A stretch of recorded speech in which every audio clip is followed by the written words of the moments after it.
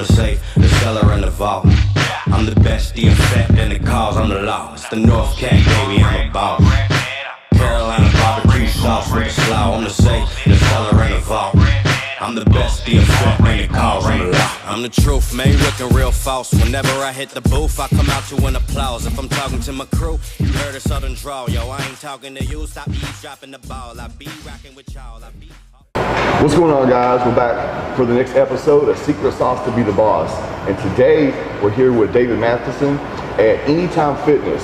This is your facility, and we want to say thanks for having us out. We really appreciate that.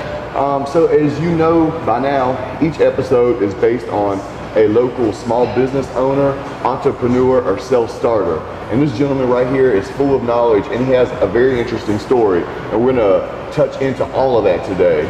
So say hi to the viewers. What's up, everyone? Let them know where your location is at. We're here at 3609 South Boulevard, Suite G-H. You can't miss it. It's right beside the Carvana Tower, the monstrosity on South Boulevard. So, how long have you had this location here? We opened October 1st, 2017. Okay. Yep. So, what was it that made you want to open your own Anytime Fitness? You know, I mean, I've been, passionate about fitness my whole life, but a lot of times I've lived on both sides, I, painted the town red at night and wanted to stay fit, and I realized that really wasn't what I wanted for my future, and my career before, I was in the leather furniture business, and I lived in Asia, and one of my buddies and I actually started an MMA promotion in Thailand called Full Metal Dojo. He now still lives there, is married to a Thai woman, and has been there for 10 years. Yeah. I, however, stuck with what I was doing, but that's what got the wheels spinning, and that was over 10 years ago now. So that really piqued your interest in the fitness industry? It piqued my interest in the fact that, you know what, you could make this a career. Yeah. You could, if you took the steps to do so. And if you took it serious. And if I took it serious and started to actually adopt, all of these practices in my own life, Okay. So did you actually practice the art of Thai, which you learned over there? Muay Thai, I did. I used to actually, it was kind of like Fight Club. I'd fly into Bangkok and come back to China where I worked at the time, a little bit banged up, and it became one of those funny ongoing jokes that it was like, the movie Fight Club. But don't talk about it. Don't talk about it. And but it was fun, and that actually is what got me understanding that, there's not just one way to go about fitness. There's so many things out there. There's just so much to do. And you just got to find what works for you and not ever just cancel anything out. Leave everything on the table. So what would you say to our audience was what drove you to open up your own gym here in the States? I had been in the leather business, which is a very difficult business, since I was a kid. I was working, helping my dad when I was 13 years old, tossing leather hides. And I was traveling a lot. I was on a plane half of the year at least. And, I would say that I got a little burnt out, and I made good money. Yeah. And created, a little, as we talked about before, a little security for myself. But there was something inside of me that knew that that was not it for me. I was a little burnt out, and I started to think about it, and initially I was thinking about it as an investment. But luckily, cooler heads prevailed, and I decided to go all in, because that's the only way to do it. And that is absolutely the only way to do it. So would you say gym, training, fitness, this lifestyle is your passion? I would say so, for sure. So basically you followed your passion? Without a doubt. That is a common theme that we found throughout all of the entrepreneurs, small business owners, self-starters that we found. That's one key thing that we found is that each one of them followed their passion. It's interesting because I'm glad, holding on to the security blanket. Mm-hmm. I feel like some people will stay in a comfortable situation when they're not totally content. Contentment and comfort you know, they danger zone. They prioritize comfort over contentment. And I think that the beauty of the decision that I know I can only speak for myself, but when I came to that conclusion that I was doing this, it was, I'm doing this all in, I'm not holding on to that security blanket, and I'm going for it, you know, because the passion play certainly for me outweighed that comfort that I was living in. And you know, that's just it. So we had a little conversation before we started filming this episode today, and one of the things that we actually was talking about, and he said this, and I touched on it, and I believe this wholeheartedly, and I'm so glad that he brought that up, is we find ourselves in situations working jobs that we don't necessarily like. We're doing it for a paycheck, and we'll save money, and we'll be doing okay in life, but we're not happy. We're secretly miserable because our passion is somewhere else. And what he described and I added to was, sometimes people will stay in this comfort zone trying to make this money and hold on to it because it's safe. There's a security blanket. Instead of taking what they've built and what they've worked for and going out there on a limb and opening their own business, going their own way, creating their own thing. Because yes, it is scary. Yes, you created this fear in your head of what if this or what if that and what if that, instead of being positive and saying, I've got this, I'm gonna make this happen, I'm gonna do this. Because if you follow your dreams and you make that happen, the sky is the limit. You can become so great, but if you stay over here with your little comfy blanket, that's all you'll ever be, is stuck right there. Absolutely. You said it. That's good. So we try to give knowledge to our viewers, not only about the person we're interviewing and the business, but we're trying to give knowledge to those out there that want to take that step, that want to make that move and do their own thing. When self-doubt kicked in, when fear kicked in, how did you handle that? You know, I think fear, I mean, you just have to, I have to keep it real about when there is fear. And you know, the fact that there's no way that you can avoid fear when you go out on your own. It's fear and being on, well, sometimes you'll feel like you're on an island. And I think that one thing I've learned is this: do not isolate. Where I need to learn from a lot of people, I need to learn from a lot of things around me, but I need to keep my circle tight. Yeah. So they sound like they're diametrically opposed to one another. They're not, in my opinion, because, you know, I want to stay learning, yet I need my circle to be strong and tight so that I know that if I'm having a tough day or I'm having a difficult time processing something, I'm not going to try to co-sign my own BS and try to solve it on my own. Yeah, and I'm going to talk to somebody that I value what, you know, their input is. Two quotes, as you were talking, it's crazy, two quotes just kept coming in my head. One quote is, show me the 5 people closest to you and I'll tell you who you are. And the other is, someone that is still willing to learn, the sky is the limit. Yeah. Someone that thinks they know everything, the door is shut for you. Well, it's the truth. I think, you know, as you become more comfortable with yourself and actually embrace that fear of failure, you know, you can let down that wall of ego a little bit and be a little bit more humble. I feel like humilities come with lumps. You know what I mean? And there's a price. There's a price of admission for humility. And I remember, you know, myself when I was a little bit younger, I think it's because it's a defense mechanism.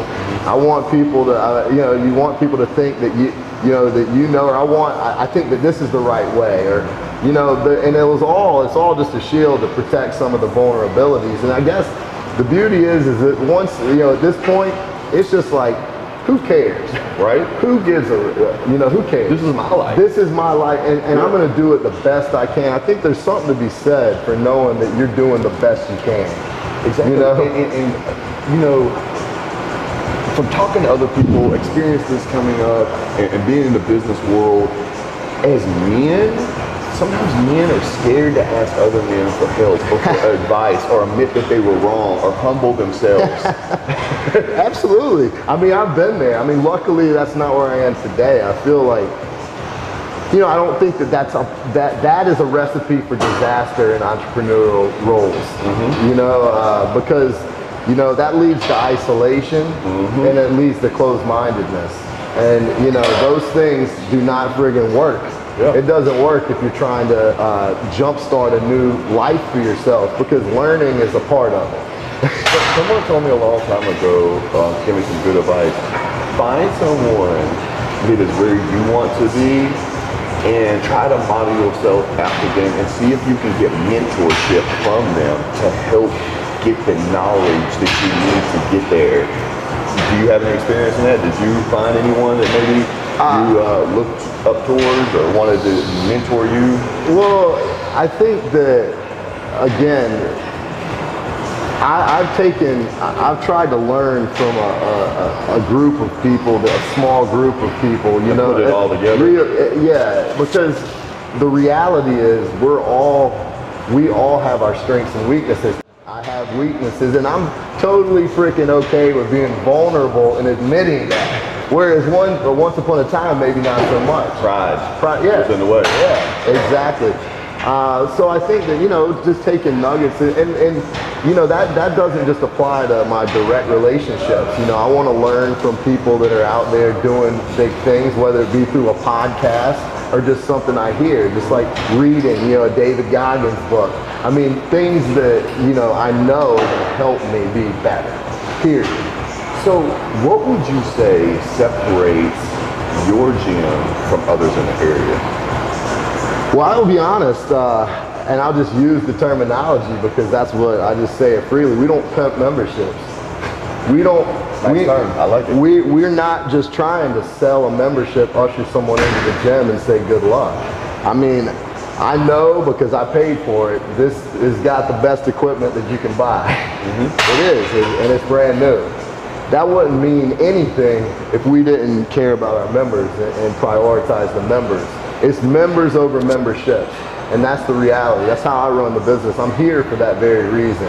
I've been a member of a gym where I did the whole donation to the gym because you go in and there's nothing bringing you back. Yeah. And I love fitness, Now I had to think about it and process it. Someone where fitness is already a hard thing, it's hard to get your butt in the door for the first time, and then you come in and you feel you're sold a membership, and then it's just like good luck. Good luck with that. That's why attrition at gyms is so bad, because all people are doing is being sold when there's no support that surrounds them once they are a member. So really, I'm much more interested in what happens once we convert someone to being a member at our gym than I am the sales process.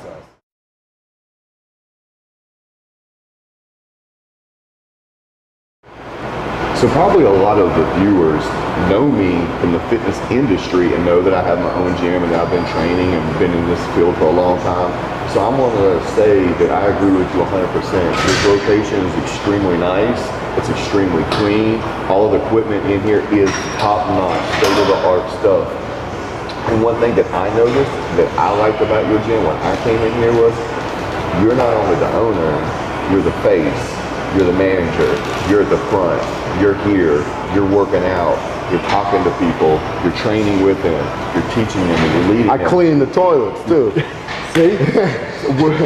It's no joke, like we're laughing and stuff, but this man has made this facility like a home, and that's the reason it is thriving. If you do a Google search, like I did the day before I came here, this is the #1 rated Anytime Fitness in the Charlotte area.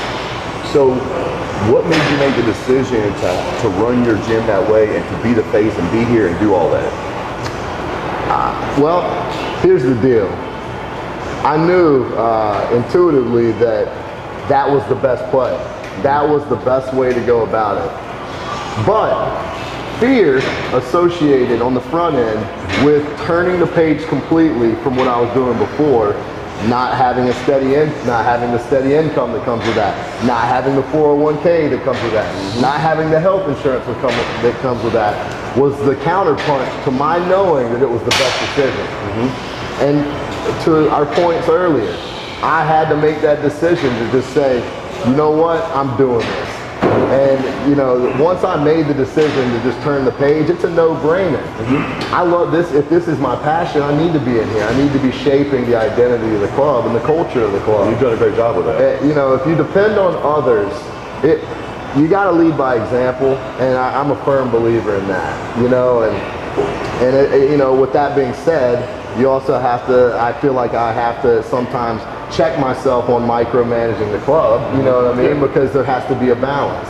But I mean, at the end of the day, the culture of the club was very important to me, and I can't expect someone else to shape that. I need to be the one to do it on the front end. And I think it goes without saying that it's worked, because you have a very successful gym, and you wouldn't go back and make that decision the other way, would you? Certainly not. No way.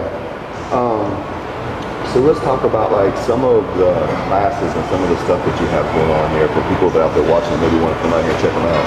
Well, see, that's another thing. All Anytime Fitnesses are different. You know, a lot operate with classes, offering yoga, offering Pilates, offering, you know, different types of fitness sessions or classes. What we do here, and what I wanted to focus on, is having an identity for our club. Okay. So we do sessions. Okay.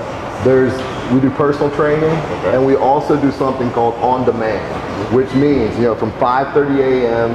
to 6:30 p.m. every half hour on the hour, people that participate in on-demand training can just come, and so that we're not just trying to get butts in the seats for a morning, a noon, and a night class. Yep. So it's really more, because what I found, especially in this area, is people don't always have these schedules that permit them to go at these times. It's a major city, everybody's got different But they schedules. can get in, and I learned, you know, in the first 4 months that convenience and giving people more options of time is much more important to me than just saying, I need to fill it with 15 people. So we've had a really good response to that, because this is a 24/7 gym. It's a convenience model as a brand. So why not try to continue to push the convenience part? So we do high intensity interval training, you know. Yeah. I'm with it. Yeah, exactly. And you know, we're about that. And what we want is to try to incorporate all different fitness models into what we do with that higher intensity pace. So this facility is actually open 24 hours a day, is that correct? 24/7. Okay. Yeah. So as long as you have a key fob and you're a member, you can come in this gym 24 hours a day. So no matter what your work schedule is, this gym would be open for you and available for you to work out. Always. Always, all the time. So where do you see yourself 5 years from now? Where's your vision? Where's your future 5 years from now? You know, I try not to look that far ahead. And that's the truth. I mean, I have, you know, sometimes, in my opinion, projecting, you know, is a way that, you know, you can. Now I need to plan. My planning for, you know, is that, of course, I'll have created a lot more security through doing things I love, right? Perhaps opening another gym in NODA. You know, that's something that another Anytime. This is my territory, so that is in the plans. Okay. But overall, I just want to continue to move in the direction that I know I want to be in a direction where if I'm working 80 hours a week, then it's passionate. So basically, the advice that you would give to others is, it's good to have dreams and visions, but make sure you plan a step-by-step process. I would say that don't project plan. Projecting gives you fear, because you're like looking at, you know, it's just like this. If I'm carrying a lot of overhead at the gym and there's, you know, where I'm looking to, if I'm looking, oh man, is it going to be working out? You know, for instance, when I first opened here, it could have been a daunting thought process to project, right? So I just have to focus on right now. And I think that allows me, at least, to be freed up in the moment. If I am locked into right now and not future tripping, if you will, because a lot of times I feel like that's what it becomes. It's like, you know, and sometimes you lose kind of focus in what you're doing today. That future tripping is what holds a lot of people back. I think so. I really believe that. And so I have to check myself on that. It's a great question, because I have great dreams for myself for 5 years from now. Yeah. You know, I want to be crushing it on many levels. But if I focus too much on that, then I'm going to lose what I got right now, you know? So on a personal level, you have kind of an interesting backstory. When you finished up with school, you went overseas for 10 years. I did. Initially, Tell us a little bit about that. Well, My father's been in the leather business for 40 years, and he's launched 2 businesses himself. You know, the most current one is called Leather Miracles. It's based out of Hickory. It's top-notch stuff, but the leather industry was basically kicked out of the United States in the late 90s because of environmental reasons. So it forced the industry offshore, right? A lot of people think that some of the things that are made in China, that's happened through a lot of policy, and I learned that. But initially, I thought I was going to Brazil. Okay, this is the truth. Well, I'm sorry, I thought I was going to Argentina or Brazil. So I was studying Spanish, minoring in Spanish in college, just to have the entire thing flip. And then my junior year, it's like, it's China. So, you know, I just said, again, man, I was like, I'm all in. I want that experience. Because no matter what, I knew that was going to be an experience that I could not pass up. Would it be safe to say that one is spending 10 years overseas and dealing with different cultures and meeting different people and having these different life experiences helped you when you came back to the States to be more focused and to work with people better and to have a better vision of what you wanted? Absolutely. I mean, 100%. And it was also good, too, that, you know, the truth is, man, is that, you know, I ran pretty hard, and you know, I worked hard, played hard, and I lived life, you know. But I knew that was not, the wheels would come off. Sustainable. That was not sustainable. So today, it's funny. It's like I feel in many ways, and I think anyone that will turn the page to something that they really love and want to do, I feel like I have the opportunity to live 2 lives in one. You know, I've had that life, and I'm very comfortable moving on to something that I'm doing now. Turn the page. Yeah, but I think that the reason I can lock in today is through some of those experiences. I mean, it's been a necessary part of my journey. And life experiences build us for who we are today. Neither one of us, it's safe to say, would be who we are doing what we are right now if we hadn't experienced and gone through what we went through earlier in our lives. So what do you say we take a look around your facility and man. you tell us about some of the equipment you have in here, some of the workouts you can do, and just lead us on a tour of your facility? Sounds good.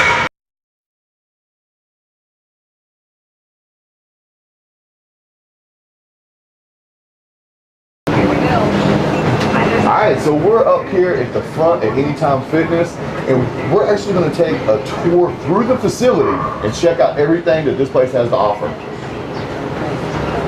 So, well, we got, you know, look, I think everyone knows what this is. We just have a front display. We kind of sell stuff out of the front, but really, honestly, here's the difference. I let my members leave business cards. We like to, you know, celebrate other, you know, local small businesses, you know, so, I mean, this is one family, it's a family atmosphere here, and I didn't just want to use this as a merchandise rack. So we have our members that put their own stuff out here. That's pretty cool. Yeah. And you can get your BCAAs or protein and stuff. Yeah. If you don't want to go out there and go somewhere else, it's right here. Exactly. And I mean, look, Charlotte Supplements right down the road, they're freaking fantastic.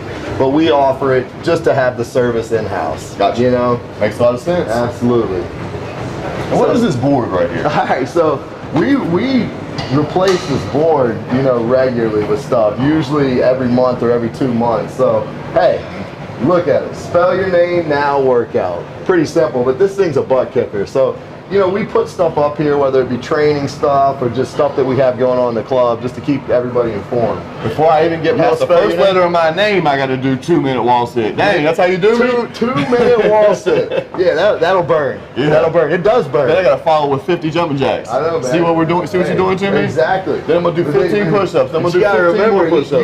You gotta spell Dawson too, baby. Oh man. You gotta spell the last name. See? It's not just the first name. But yeah, I like this. This is really cool. Yeah, it's cool because it personalizes. I mean, I think that it gives us an opportunity to, you know, keep things fresh in the club. And Absolutely. It's just a good thing to do. So where are we heading? Well, I mean, pretty simple. We run all our cardio across the front, looking right out the light rail. You know, it's all Life Fitness. You know, everything. We've got brand new Life Fitness. Our core equipment is Life Fitness. We've got everything. We've got direct TV, interactive courses, you know, internet access. you know, it's unnecessary to be able to run through Monterey, but if you want to, you can on these, you know. Wanted to make sure to have an effective blend of cardio, so we have our bikes here, the rowing machines. Now, this is where it starts getting real. So, the row, we've got this turf area, this whole open turf area, and this is where a lot of our training goes down. But unlike some places, this is free for everyone. You don't have to be paying a client for training to use it. I mean, look, we do box jumps, you know, we push the sled right here. You got, you know, ball slams, we've got kettlebells, we got bumper plates. You know, it's kind of peculiar that some gyms tell you what you cannot do, you know, and give you limitations. I've actually had members come in here, it's like, can I do deadlifts? I'm like, it's interesting that there's gyms that limit people from trying to get better, you know? So this is a particular, I would like to focus in on this for just a second. Not a lot of gyms have these push sleds. Break this down, what exactly this is and how you use it. Well, so, all right, well, first of all, there's a lot of different ways to push the sled, but usually we incorporate it into higher intensity training. So, for instance, if we're running a circuit, maybe we say, hey, box jumps, and then we go straight into curls, then a plank, and then the sled. So you're mixing several different movements. I mean, you're mixing, you know, planking for your core, and you got an explosive movement on the boxes, and then this thing is tried and true. I mean, look, they use this in NFL, you know, in the preseason camps for a reason. It's for power, and it's really, you can explosiveness, and like one of the things that, you know, someone asked us how to describe the training. I would say it's more like elite athletic training, you know? And the way you've got this turf with all these different options out here, it almost mirrors that. Yeah, and I mean, the beauty is like you can do, that's the whole idea, is that we want it to be totally functional. Now watch the trainer and gym owner and me come out. So this right here is basically, when you're starting out on deadlifts and you don't really know the proper form, this is a hectagon training bar. Yeah. And when you get inside of this and you use this, it's going to keep your form perfect. It's almost the equivalent of like a Smith machine for a bench press. If you're not familiar with doing free-weight bench press, maybe you would start off with a Smith machine, get your strength up, then move to the free weight. This is the same thing for your deadlift. You would work on this hectagon bar, get your deadlift form and strength up, and then move on to the straight bar. Absolutely. And then you can also, I mean, hey, I like to like go in threes on this. So I'll take someone from doing a deadlift straight into shrugs, and then have them farmers walk around the gym. You know, just to keep their heart rate up. And, I have people do weighted squats on them. Like absolutely, this. yeah. I mean, why not? Yeah. You know, exactly. And that's the thing. Like, this turf was really nice, man. Yeah, the turf, I mean, it's a big part of it. I wanted to lay out a lot, man. We have 1,000 square feet of turf here because, you know, here's the deal. Gyms load up on the selectorized equipment. This stuff right here. I mean, we love this. I wanted to make sure just to put the stuff that was the core essentials in here. But if you notice, you go to gyms, they duplicate all this stuff, and the whole freaking gym is occupied with selectorized, isolated machines. Right out here, and again, I'm not bashing my equipment. I'm just saying, we didn't overutilize this for a reason. We wanted to dedicate a lot of space to be able to have options out here. Right. And you know, but with that being said, you know, we do have our selectorized equipment, and it is important, and it is a good place, number one, to start. It's a good place that I run circuits for strength training off of this stuff as well. But I think that a lot of people fall in love with, I'm gonna do my 20 minutes on the treadmill, and then I'm gonna go do my normal circuit on the selectorized equipment. And then they repeat over and over again. The reality is, like, to progress, you wanna change it up, you know? Because your body's going to build a resistance to that same workout that you're doing over and over, and you're going to stop seeing progress. Plateau. And then you're going to wonder, like, well, I lost 15 pounds, but now I haven't lost a pound in over a month. Well, did you change your exercise up, or are you still doing the exact same thing? No, that's 100%. That's how it is. And I mean, plateau, you're in plateau like for 2 months before you even know it. So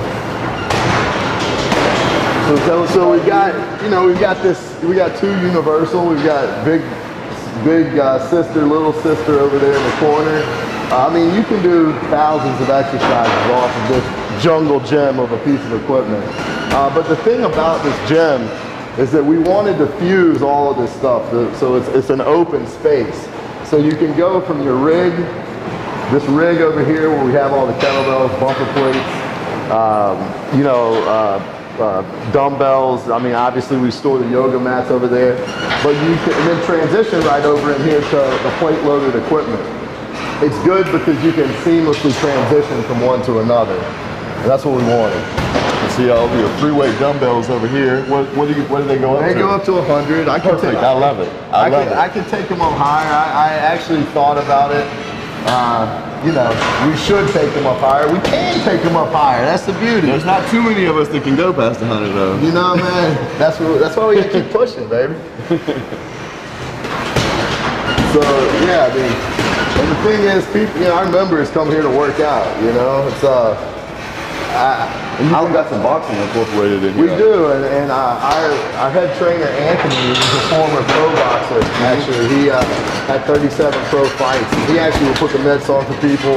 Yep. I mean, and this is stuff that we do that is not, you know, just for clients. I mean, that's the thing. Like, we can't just say we're gonna help people that pay us. I mean, that is another thing that I find to be a little bit of a rub for me is that, you know, everyone that comes through these doors, if they need help, we should be able to help them. And it shouldn't just be because they are paying for training. Guys, I hope you enjoyed another episode of Secret Sauce to be the Boss. I feel like you guys paid attention. You got a lot of good information today. This is an awesome guy. This is an awesome gym. Tell us how they can look you up on social media and what they should look for when they come in here to see you. Well, you know, Facebook, Anytime Fitness, Charlotte South End. Instagram, Anytime Fitness South End, Charlotte South End. I'm Anytime South End Dave. But you know, you can look us up. We got on our Instagram. We just like to post pictures of members in the gym. It's not like we're putting out deals and ways to reel people in. It's just showing what's going on. Yeah. And you know what to expect. You know, when you come in here is my ugly mug will be here, and you know, we're going to treat you with the respect you deserve. I mean, it's that simple. And, you know, I want anyone that comes here to know that, you know, our relationship ain't going to end upon the conversion of you into a member. You know, that's when it begins. That's when it begins here, is when you become a member and you're going to have that support. I think that, you know, some people need it more than others, but everyone, to some degree, feels at one point in their life they've just been pimped a membership and then ushered in and somehow ultimately made a donation to the gym because they weren't going. And that's really what we don't want to happen. So anyone that's wanting to come out, that's viewing this, you're willing to give them, well, you know, obviously a 7-day trial, but I'll give you a free personal training session that goes through that. a free 7-day trial and free training session, man. So any of you guys out there that have been holding back or wanting to go to the gym, there you go. You got a free 7-day trial and a free training session. Come out here to Anytime Fitness on the South End. Check David out, check this place out. It's great. Thank you for having us out here, man. It was a great interview. I really appreciate it. Yeah. Until next time, I hope you enjoyed this episode. We're out.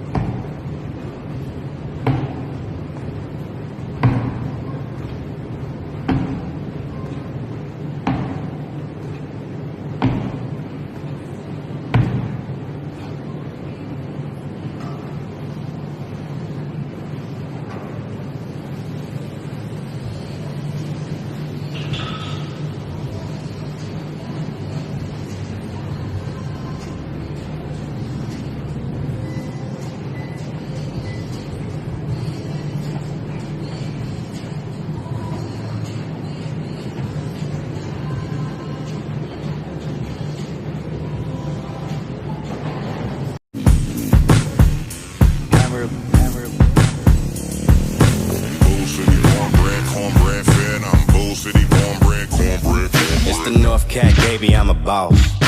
Carolina barbecue sauce with the slaw. I'm the safe, the cellar, and the vault. I'm the best, the effect, and the cause. I'm the law. It's the North Cat, baby, I'm a boss. Carolina barbecue sauce with the slaw. I'm the safe, the cellar, and the vault. I'm the best, the effect, and the cause. I'm the law. I'm the truth, man. Looking